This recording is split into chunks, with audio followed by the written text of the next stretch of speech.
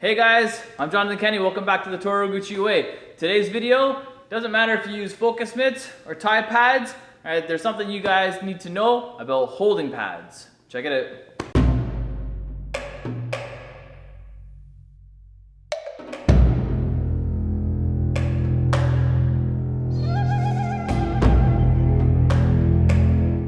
Hey everybody, so as we're going to get straight into it, I'm holding a couple of tie pads. As you saw in the intro video, I was also holding up a focus mitt. The holding, or what you're holding, depends on what you're trying to achieve. The focus mitts is for more speed and accuracy, whereas the tie pads, you can get into a lot more heavier contact because it's supported by your forearm.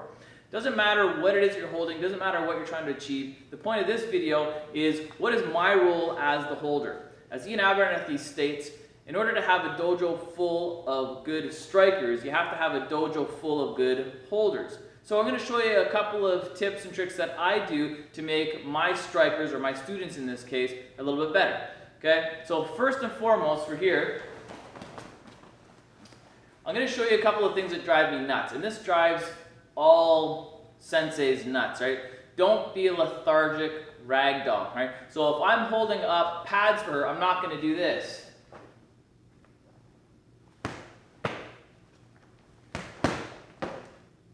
Does that motivate her to strike? No. My job as a holder is to motivate her to strike. The quicker I move, the quicker she'll want to move. So if I'm in this position like so, bang, bang. So she's motivated. I'm more prepared. The other thing that I'm going to do to help her out is I'm not just going to stand up tall and hold. All right? I'm actually going to use my fighting stance. I'm going to give her more of a live feel. So my hands are going to be here ready to go, right? My feet are rooted, right? So I can actually move around and improve her footwork by practicing my own footwork, right? Or in this case, right, my ashi sabaki, my tai sabaki. So from this position like so, we're here, now she's engaged, she's ready to go. Boom, boom. Now did you hear that? I like to make sound effects as well for my students because that really, boom, that sound lights them up. It's kind of like hearing a bell. Boom, whoa, go, boom, right? So I like to use a lot of sound effects to keep it light, keep it fun, but also keep them engaged and make sure they're not sleeping. Okay? The next thing, right, is again focusing on the foot movement. You're not just going to stand here like this,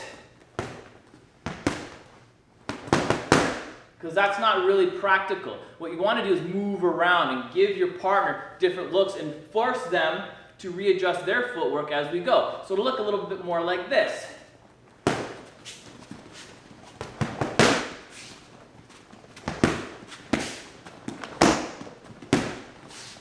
Okay, we can move around. Right? I can break up her timing, right? Just by moving around, right? Boom, boom, boom,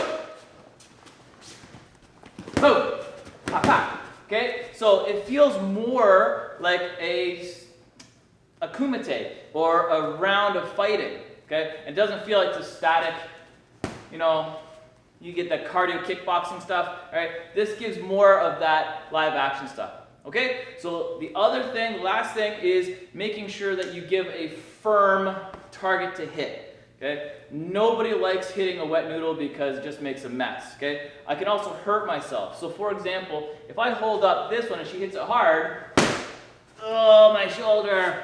We don't want that to happen. Okay, so what I'm going to do is I'm going to practice my timing.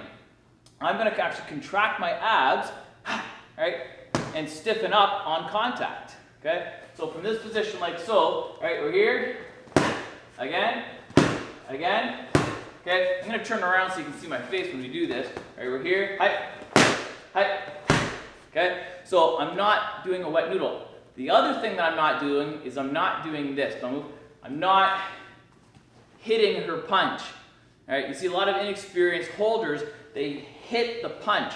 Don't hit the punch, that changes the distance. All right, and therefore will change her mechanics and change her punching. Okay, so from here, I'm holding this up, don't move, and I'm doing this. I'm giving a little bit of resistance. Okay, and I'm moving a little bit. I'm not trying to hit her punch.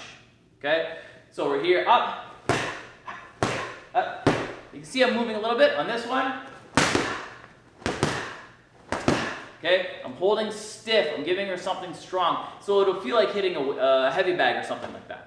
Okay, so those are 3 things that you guys can really work on, right? Move around, give them something practical to watch, work your footwork, okay? Don't be a noodle, hold something stiff, right? And then don't hit the partner's hands. It's a good way to injure your partner, okay? That's everything that I really wanted to cover right now. All right, so if there's anything else, please comment or question below, and I can certainly give you a little bit more direction as we go out through the week. Okay? Thanks for visiting, and we'll see you next time. So it's important to know some tips and tricks as opposed to ticks and anything else. Okay, start over.